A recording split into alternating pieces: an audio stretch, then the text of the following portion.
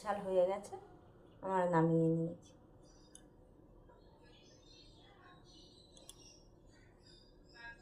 কালিয়া করবো, নুন হলুদ মাখিয়ে নিয়েছি,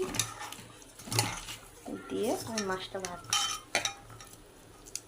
নুন হলুদ মাখিয়ে রেখেছি, গরম হয়ে গেছে। এবার মাছটা আমরা দিয়ে দিচ্ছি। কাতলা মাছের কালিয়া ঝাল হয়ে গেছে, মাছটা তুলে নিচ্ছি। নিয়ে এবার গোটা জিরে ফোড়ন দিচ্ছি। গোটা জিরে, গরম মশলা আর ফোড়ন দিয়ে, শুকনো লঙ্কা ফোড়ন দিয়ে আমরা কষে নিয়ে এবার মশলাটা দিয়ে দেবো, দিয়ে করে নেবো।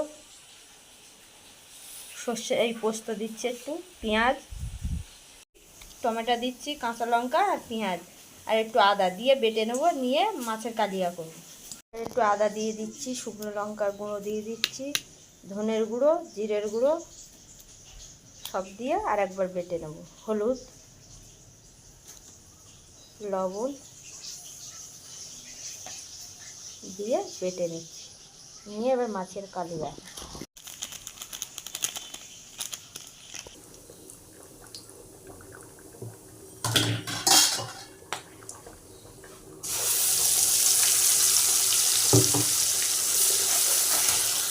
হয়ে গেছে, এবার আমরা জল দিয়ে দেবো।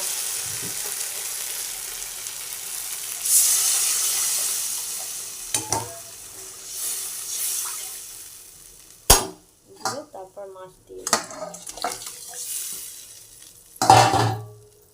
আছে। আমি একটু গরম মশলা দেব আর একটু ধনেপাতা দিয়ে নামিয়ে নেব।